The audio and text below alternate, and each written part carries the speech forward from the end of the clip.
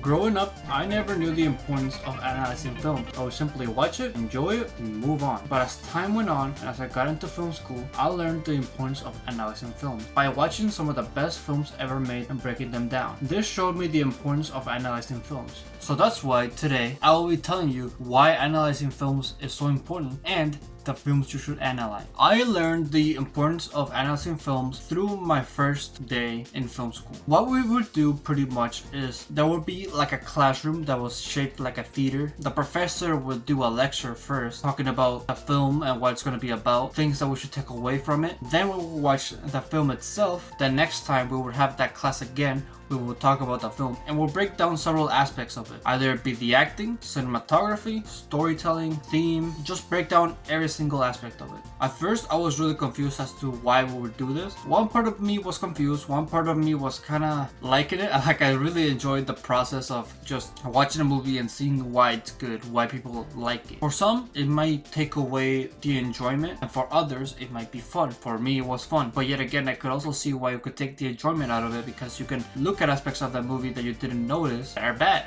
You don't have to analyze films in order to be a filmmaker. You could just watch it, take inspiration, add it to your own film. But if you want to enhance your creativity, enhance maybe your storytelling skills, story structure, analyzing films can be a huge benefactor. One way we analyze films was through discussion. Teacher would ask us, hey, what do you think of this scene? What do you think of this part of the story? And people would simply share their opinions, and this could be really beneficial because it helps you see different viewpoints. When I saw Scarface, like the original one, I just saw a couple scenes without thinking about it, like without giving it too much thought, and then my professor went back to break down that movie, like some scenes, and he noticed that there were lots of X's on the film. And the first times I discovered that going back and rewatching films and analyzing films, you can see aspects of the movie that you didn't intend to see recently the first time, like the regular movie watcher wouldn't notice. Discovering this was both a curse and a blessing, because it was a curse because now that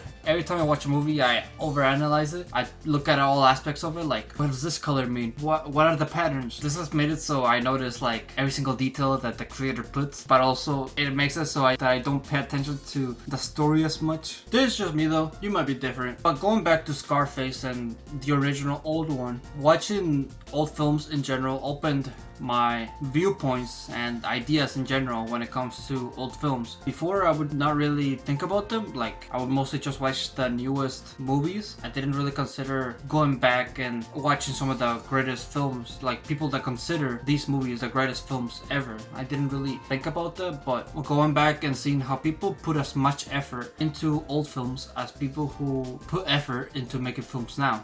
Time period is not a means of laziness. Like, why would people still be lazy on making films back then? It just doesn't make any sense, right? So this was a very shallow way to look at things, and by analyzing films, that made me more open to things. Same thing when it comes to documentary films. When it comes to this genre, I'm not really too big of a fan, and surprisingly enough, people do put effort into the cinematography and what they actually show. It's not just about the story. You have to be open to all films, actually. Even if people consider them bad, you can still find value one way or another. If you really just look really into it, you can find value. You just need to put a lot of effort into looking into it. One of the things that we did for my film analysis class was our teacher gave us like a couple of movies that we have to watch on our own, and we would break down like specific scenes and what they meant, and we would have to make like a 2,000 word essay about it. This time it would be by ourselves, no discussion, and this was really fun. I really enjoyed doing this because I had to watch a movie by myself, enjoyed it, and then I talked about it. I don't know why, but I just consider this process really fun. But it's kind of fascinating how you would look at a scene at the beginning of a film, and then it could be completely shaped, and like your whole perception of it would be changed based on the ending. For me, I had to do a paper on this movie called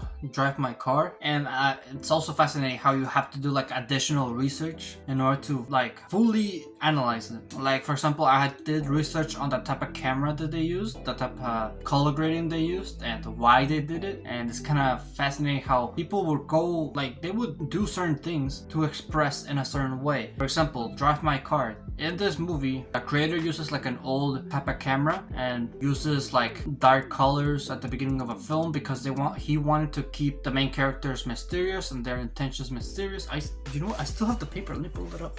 Alright, so let me tell you my analysis of the first shot of Drive My Car. So the first shot is written in complete darkness because it is the beginning of a film. The beginning of the film is supposed to hook us. And what better way to hook us with a naked woman? But not just a naked woman that we can't see in the darkness. There's barely any light. I believe the time is like 5 in the morning, just very, very early in the morning. And we're almost like in a POV view of the main character. And through the first scene, we just hear the love interest, the naked woman that I was telling you about, just telling a story in the dark, naked. Darkness is all about mystery, and stories are also all about mystery. So this is like a good way to have a hook at the beginning of your film. Second shot from this movie is the main character looking up to the love interest with more light towards the love interest, showing that she's more of the person the main character looks up to in the relationship. Like she's like the more important person in the relationship. And this is shown through later scenes of the film. On the first scene, we see the main character more smaller to emphasize how big of a character the love interest is. This is just one example from Drive My Car. Who knows? I might make a whole video about it. But yeah, this is just one example how I